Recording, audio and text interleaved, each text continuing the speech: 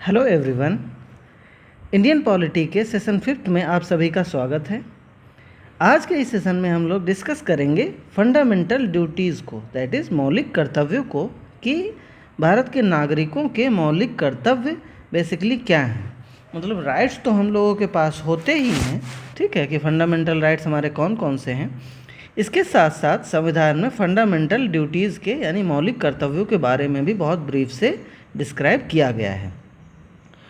तो स्टार्टिंग में basically fundamental rights जो होते हैं, यानी फंडामेंटल राइट्स और फंडामेंटल ड्यूटीज़ जो हैं वो एक दूसरे से कोरिलेटिव तो हैं ही, ठीक है, कोरिलेटिव हैं, उनको अलग अलग नहीं किया जा सकता है।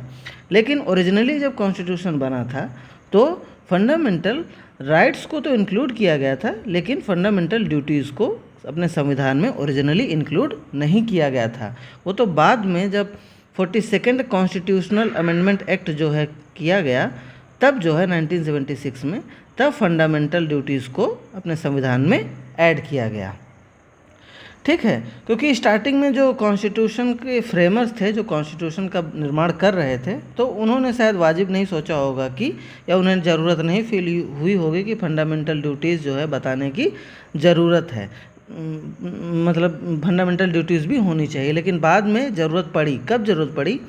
जब 1975 से 1977 के बीच में जो है इमरजेंसी लगी, ठीक है, इमरजेंसी लगी, तब ज़रूरत पड़ी कि फंडामेंटल ड्यूटीज़ को जो है ऐड होना चाहिए, मतलब नागरिकों के भी उनके कर्तव्य होने चाहिए, ठीक है। तो 1976 में फिर जो है इनको ऐड कर दिया गया, मौलिक कर्तव्यों को ऐड कर दिया गया। तो आइए आगे देखते हैं कि, तो आप लोगों को मालूम ही हो गया कि 1976 में मौलिक कर्तव्यों को संविधान में जोड़ा गया था। उसके पहले मौलिक कर्तव्य जो है वो संविधान में नहीं थे, ठीक है। अब कहाँ से, एक तो क्वेश्चन ये पूछा जा सकता है कि ओरिजिनल कॉन्स्टिट्यूशन में मौलिक कर्तव्य थे या नहीं थे, तो आपको बताना है कि नहीं थे। दूसरी चीज़ क्या पूछी जा सकती है कि मौलिक कर्तव्यों को जो है वो कहाँ से लिया गया था, ठीक है। तो मौलिक कर्तव्यों को लिया गया था यूएसएसआर से। अभी जो रसिया है, ठीक है, पहले ये यूएसएसआर हुआ करता था, फिर 1991 में इसका क्या हो गया, विघटन हो गया, बहुत सारे देशों में टूट गया, ठीक है। तो यूएसएसआर टूट करके बन गया रसिया, ठीक है।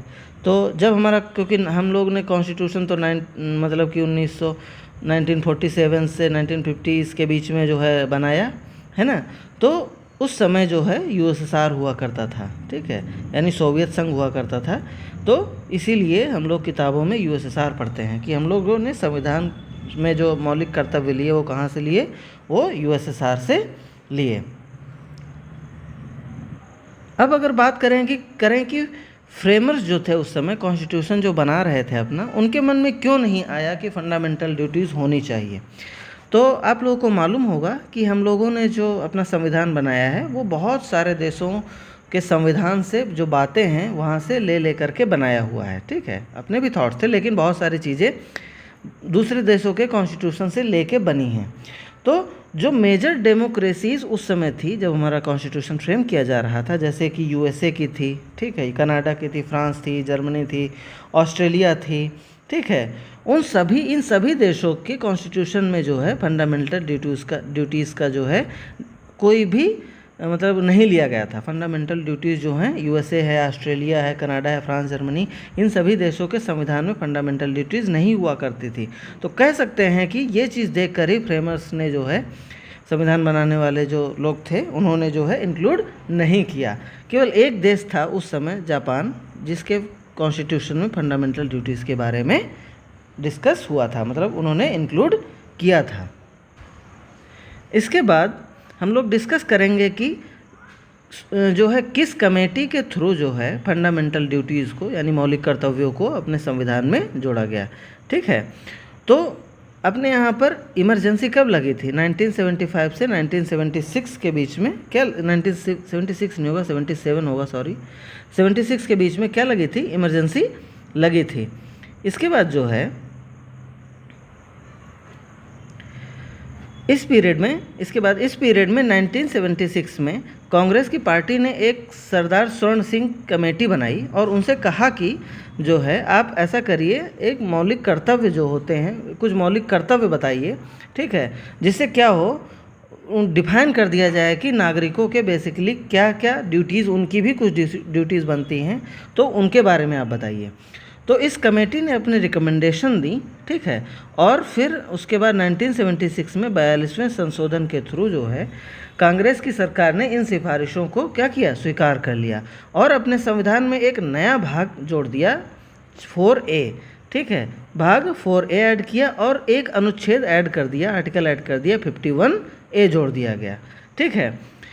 इसके बाद ऐड करने के बाद सबसे पहली बार संविधान में 10 मौलिक कर्तव्यों को जो है जोड़ दिया गया। कितने स्टार्टिंग में कितने थे, 10 थे, लेकिन जो सरदार स्वर्ण सिंह थे, उनकी जो कमेटी थी, उन्होंने केवल 8 मौलिक कर्तव्यों की सिफारिश की थी।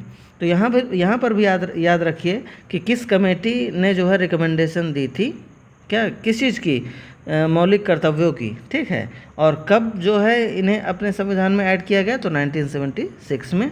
कौन से अधिनियम के थ्रू, 42 अधिनियम के थ्रू, ठीक है। उसके बाद किस आर्टिकल में है, तो आर्टिकल नंबर 51A में है। कौन से भाग में है, तो 4A भाग में जो है मौलिक कर्तव्यों के बारे में बातचीत की गई थी। तो यहाँ इन जगहों से क्वेश्चन जो है आपके एग्ज़ाम में पूछे जा सकते हैं। इसके बाद कौन कौन से मौलिक कर्तव्य हैं, यहाँ से भी क्वेश्चन पूछे जाते हैं अपने एग्ज़ाम में।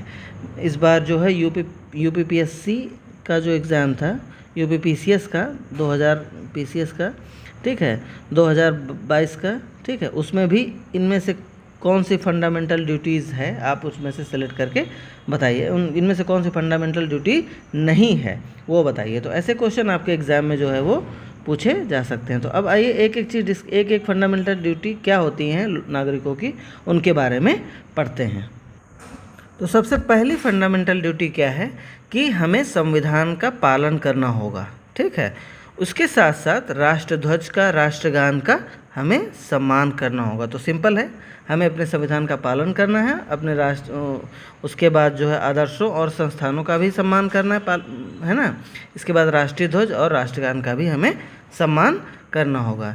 उसके बाद दूसरा हमारी फंडामेंटल ड्यूटी क्या है कि स्वतंत्रता के लिए राष्ट्रीय संघर्ष को प्रेरित करने वाले महान आदर्शों को संजोना है और उनका पालन करना है, ठीक है।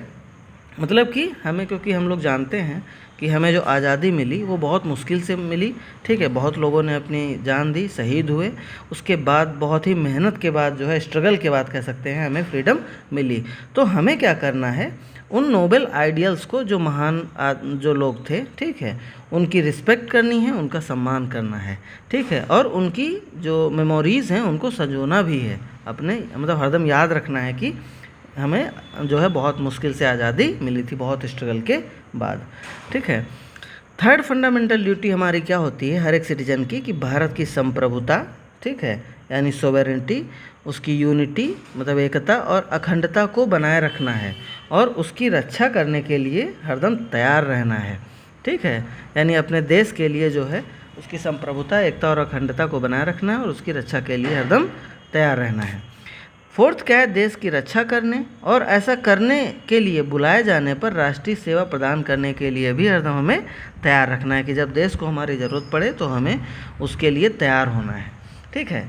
ये फंडामेंटल ड्यूटीज़ जो हैं ये हमारे ऊपर इन्फोर्स नहीं किया जा सकता है, नॉन जस्टिसिएबल हैं, ठीक है, यानी कि थोपा नहीं जा सकता है हमारे ऊपर कि करना ही करना है, लेकिन ये हमारा कर्तव्य बनता है, हमें खुद से ये सारी चीज़ें जो हैं वो करनी है।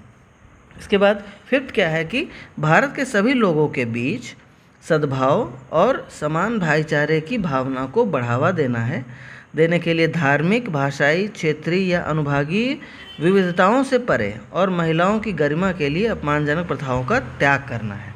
यानी कि सबको बराबर मानना है, चाहे वो किसी भी धर्म का हो, कोई भी भाषा बोलता हो, किसी भी क्षेत्र का हो। यानी कश्मीर का हो तो ऐसा नहीं कि हमारे मन में है कि ये तो आतंकवादी होगा, मतलब कुछ भी है ना, ऐसा नहीं।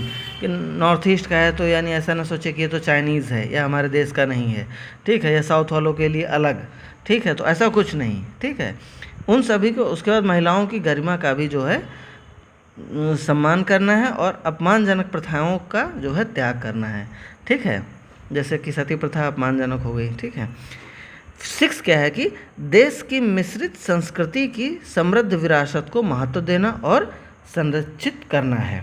यानी कि जो रिच हेरिटेजेस हैं अपनी, जैसे ताजमहल हो गया, ठीक है, इसके बाद जो है जो भी जितने भी तलातल घर हो गया असम में, ठीक है, जहाँ भी, ठीक है, ईटा फोर्ट हो गया ईटानगर में, अपने यहाँ पर भूल भुलैया लखनऊ में भूल भुलैया हो गई, ठीक है, जहाँ भी साउथ में जो मंदिर हो गए, इन सभी की जो नेचुरल हेरिटेजेस हैं, ठीक है, इन सभी को क्या करना है, प्रिजर्व करना है, इम्पोर्टेंस देनी है और उन्हें संरक्षित करना है, ठीक है। नेक्स्ट क्या है कि जंगल, झीलों, नदियों और वन्य जीवों सहित प्राकृतिक पर्यावरण की हमें रक्षा करनी है और सुधार करना है और जीव प्राणियों के लिए दया करना है। 8th क्या है, ये तो समझ में आ गया होगा। 8th क्या है कि वैज्ञानिक सोच रखना है, ठीक है, ताकि हम लोग आगे टेक्नोलॉजी में आगे बढ़ें। मानवता और जांच और सुधार की भावना को विकसित करना है, ठीक है, मतलब कि हमें साइंटिफिक टेम्पर डेवलप करना होगा, ठीक है, ताकि हम लोग रिफॉर्म ला सकें अपने देश में अपने। अगर साइंटिफिक टेम्पर नहीं होगा तो हम लोग ग्रो कैसे करेंगे, बहुत तेज़ी से दुनिया आगे बढ़ रही है। नेक्स्ट क्या है, सार्वजनिक संपत्ति की रक्षा करना है और हिंसा से दूर रहना है, वायलेंस नहीं करना है, जो पब्लिक प्रॉपर्टीज़ हैं उनकी रक्षा करना है, उन्हें तोड़ना फोड़ना नहीं है। 10th क्या है, व्यक्तिगत और सामूहिक गतिविधि के सभी क्षेत्रों में उत्कृष्टता की दिशा में प्रयास करना है हमें, ठीक है, ताकि हम लोग व्यक्तिगत भी विकास कर सके, ठीक है, राष्ट्र निरंतर प्रयास और उपलब्धि के उच्च स्तर तक पहुंच सके, ठीक है, मतलब हमें हरदम आगे बढ़ते रहना है, ठीक है, नई नई चीज़ें सीखनी है, अपना भी विकास होगा और समूह का भी विकास होगा, पूरे भारत का विकास होगा उसकी वजह से। 11th जो है फंडामेंटल ड्यूटी, उसको जो है 86th कॉन्स्टिट्यूशनल अमेंडमेंट एक्ट जो 2002 में हुआ था उसके द्वारा जोड़ा गया था। यहाँ से एक क्वेश्चन जो है वो एक्सपेक्टेड है, ठीक है, कि 6 से 14 वर्ष की आयु के बीच अपने बच्चे को शिक्षा के अवसर हमें प्रदान करना है, ये हमारी फंडामेंटल ड्यूटी जो है वो बना दी गई है। तो ये था इस सेशन में हम लोगों ने फंडामेंटल ड्यूटीज़ कौन कौन सी होती हैं, ये 11 की 11 आप अपने दिमाग में रखिए, ठीक है। यहाँ से क्वेश्चन आता है, पूछा जाएगा कि इनमें से कौन सी फंडामेंटल ड्यूटी नहीं है, किस कमेटी के थ्रू जो हुआ था, किसकी रिकमेंडेशन से हुआ था, कब फंडामेंटल ड्यूटीज़ को ऐड किया गया, कहाँ से लिया गया, यूएसएसआर से लिया गया। यहाँ ये सब चीज़ों से छोटा सा चैप्टर है, यहाँ से क्वेश्चन जो है वो पूछे जाते हैं। तो do like and subscribe our channel. Thank you and that's all for the day. Keep learning.